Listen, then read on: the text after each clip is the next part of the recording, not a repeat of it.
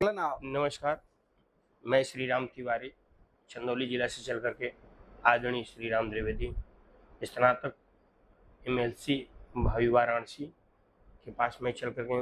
नमस्कार द्विवेदी जी। नमस्कार, नमस्कार। मैं आपके पास आया हूँ इस समय राजनीतिक चीज़ें जो चल रही हैं चंदौली जिला का, आप इस चंदौली जिला पर क्या कहना कुछ चाह रहे हैं? जैसे कि विकास, हमारे इस समय चंदौली 2000 जो चुनाव बीता है, आदरणीय महेंद्र नाथ पांडे जी जो चुनाव हारे हैं, उसके बाद विकास की पद्धति किधर जा रही है?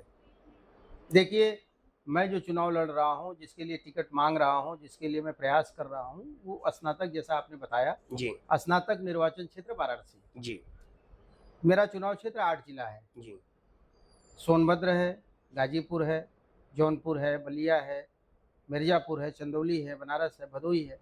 तो हमें तो सारे ज़िलों को ये मान के चलना है कि ये मेरा चुनाव क्षेत्र है, मेरा ज़िला है जी, और मुझे इनकी चिंता भी करनी है। जी, लेकिन आपने एक विषय चंदौली पे सवाल किया है, महेंद्र पांडे जी हमारे अभिभावक हैं, जी, देश के बड़े नेता हैं, पार्टी के बड़े नेता हैं और इस विषय में मैं तो नहीं कुछ कह पाऊँगा, लेकिन ये चिंता का विषय है, ये अफ़सोस का विषय है और चंदौली लोकसभा हम चुनाव क्यों हारे, हमारी पार्टी क्यों हारी, इस पे पार्टी चिंता कर रही है, चिंतन कर रही है और जिन लोगों ने हराया है, वो लोग भी अब चिंतित हैं।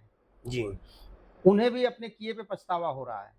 उन्हें भी ये लग रहा है कि हमसे भारी भूल हुई है और कभी भी किसी देश, किसी समाज, किसी क्षेत्र का विकास तभी होता है जब सरकारें चाहती हैं।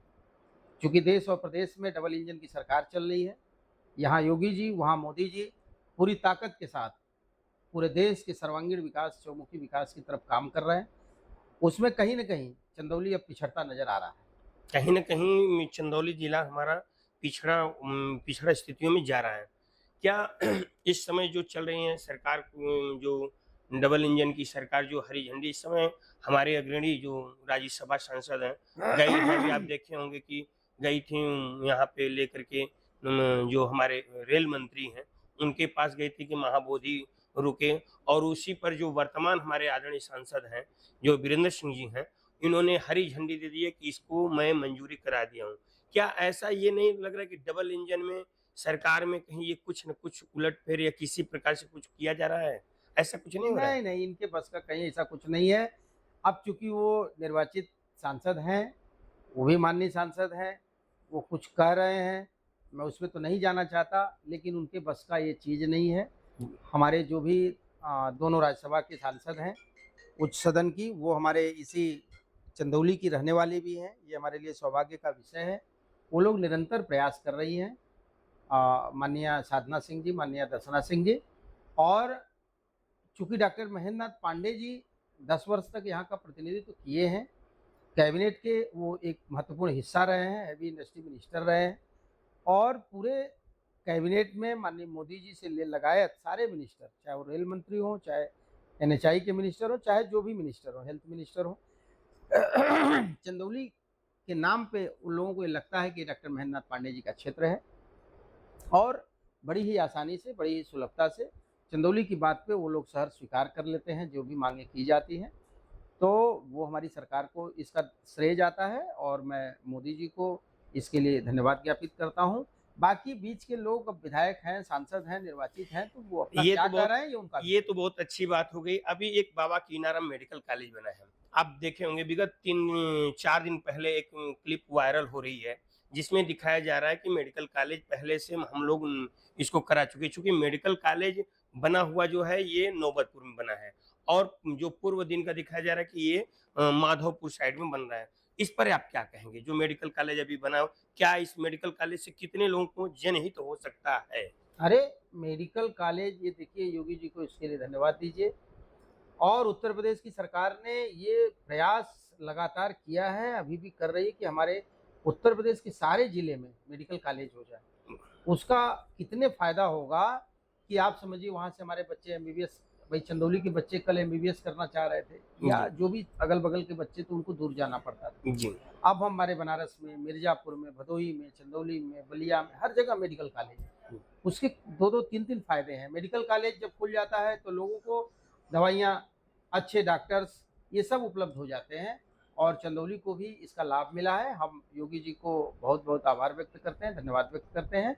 और देखिए फिर मैं आपको कह रहा हूँ, जी, कुछ लोगों की मानसिकता है कि हम विपक्ष में हैं तो सिर्फ मेरा काम है विरोध करना। जी, विपक्ष का ये काम नहीं होता है कि सिर्फ आप विरोध करिए। जी, आप जायज़ चीज़ों का विरोध करिए। हम दल में रहते हुए भी अगर कोई जायज़ चीज़ नहीं हो रही तो मैं तो उसका विरोध करता हूँ, मैं इस सिद्धांत का आदमी हूँ। जी, लेकिन सिर्फ इसलिए विरोध करिए कि आप विपक्ष में हैं, यह उचित नहीं है। जी, अगर मेडिकल कॉलेज किसी अभी मुझे कई लोगों से यही बात हो रही थी, सामने घाट में कुछ दूसरे दल के लोग बैठे थे, तो मैंने कहा कि इतने बाढ़ की स्थिति में विषम परिस्थितियों में अ, ये बाढ़ का क्षेत्र से हमारा सामने घाट का इलाका बच गया।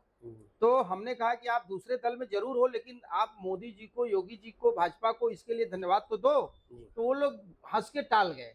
हमने कहा जहाँ पंजाब डूब रहा है, दिल्ली डूब रहा है, बनारस के तमाम और ग्रामीणांचल का क्षेत्र, शहर का क्षेत्र डूब रहा है और ये जो बंधा अभी बन गया यहाँ पे सामने घाट जी, जी, वाला, जिससे कि एक बहुत बड़ा इलाका बाढ़ के पानी से डूबने से बच गया। जी, तो आप किसी भी दल में हो, जी, आप अच्छी चीज़ों को बोलो कि हाँ भाई ये सरकार ने अच्छा किया और इसकी वजह से ढेर सारे लोगों का जो जीवन था वो बहुत दुभर हो जाता था, संकट में पड़ जाता था।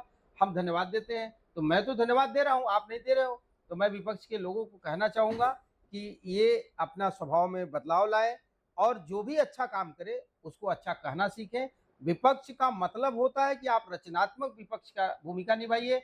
जहाँ लगता है कि मेरे अंदर कमियाँ हैं, सरकार के अंदर कमियाँ हैं, सरकार से कुछ और अपेक्षाएँ हैं, उसको आप सकारात्मक ढंग से रखिए। और तिवारी जी अच्छा लगा आपसे हमारी मुलाकात हुई और मैं आपको धन्यवाद देता हूँ। आज अनंत चतुर्दशी के अवसर पे आपको भी और आपके इस चैनल के माध्यम से जुड़े हुए सभी लोगों को मैं अपनी तरफ से बहुत-बहुत बधाई, बहुत-बहुत शुभकामनाएँ देता हूँ।